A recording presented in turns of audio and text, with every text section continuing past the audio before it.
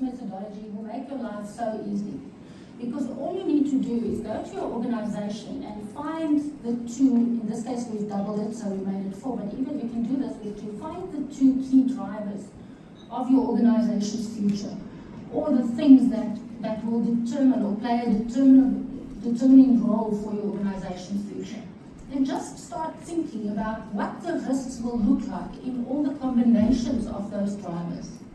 And that's what we've done here. We said in one scenario, we've got incompetent people, disruptive technology, mismanaged resources, and everything in that scenario that drives to that risk will then give us the negative outcomes. At the opposite side of the scale, we say, what do we do if we have really good use of technology? In Prof. Maluleki's video, we just heard that he said, we need to teach people how to work with machines and use the benefits of machines. If the people are not competent to do that, we have a disaster waiting to happen.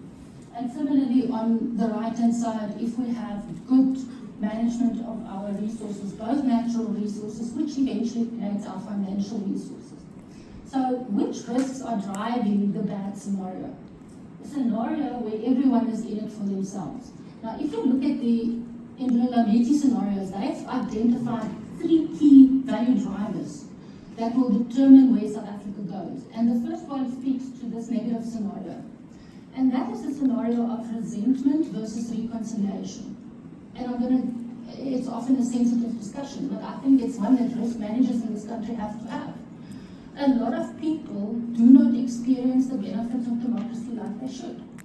And we cannot look past that or try not to see it. We have to deal with it. So one key driver is to try and see how do we address that. And it's no surprise that the 3 risks in that space actually speaks to competent people, to a credible rule of law, and to a capable state.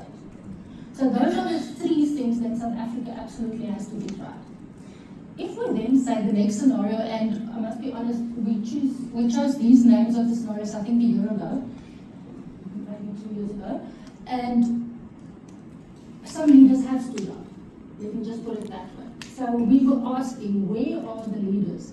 And people often almost think we are passing on our accountability, our own accountability to keep our leaders to account.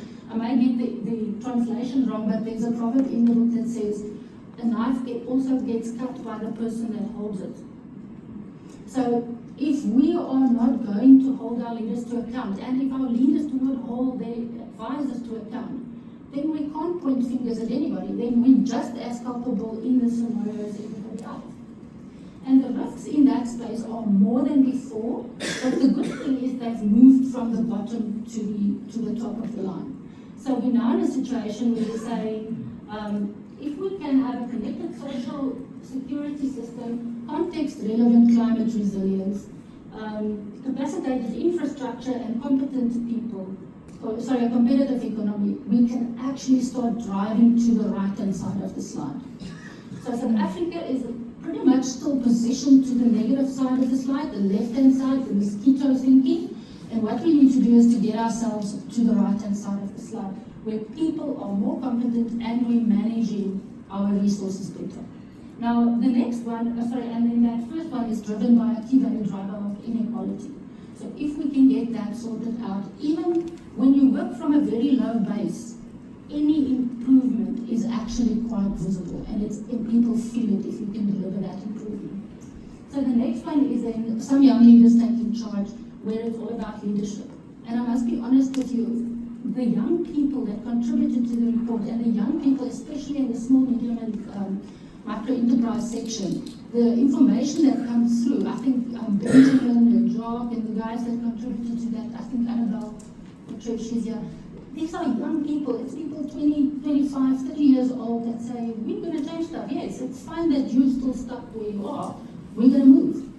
And whether you're coming with us or not, that's a different question. So there's some leadership and strong leadership coming through. And I think the accountability for us is to share the wisdom that we have from the past, but in a responsible way, in a way that will help people when we're no longer here. And the risk driving us there is first accessible food security and cohesive politics. So the fact that the GNU still holds is why this risk is in the yellow. A lot of us can get very despondent and say, is this going to last? I think South Africa is showing to politicians that that's what we want. And we're going to work with this, and even if we fight and we argue, but that's what's driving us. And then the last one, which is driven by all three of those key value drivers, is a future where everybody leads from where they stand. And I think there was another video of Prof. Maluleke that went up in social media, similar to what Prof. Maluleke said in his keyword, is the fact that people lead where they are. If I get up early and I do stuff, and I help other people, and I coach or mentor somebody that just needs a cup of coffee, I think that's what we need to get ourselves to. The key thing there that I think we're not using enough, and it will use us if we don't use it, is technology. So we need to absolutely make sure, if I have to summarize it in my own mind, feed our kids the right food, teach them properly, keep them healthy so that they can run the world and not machines run it for them. So the question out of that, and that's where our profile sits, so you can see it, it's way too skewed to the left-hand side, to the negative side. But the question out of that is then, so what? Now we know that, okay? Can we walk out and carry on with life as usual? And I think one key thing is we know you're not expected to read all of that, but the key thing here is we've got certain fundamental principles that the GNU agreed upon at the time. And one of the contributors to the report is Busi Mabuso, the CEO of Business Leadership South Africa. And it was so funny because I asked her to write a bit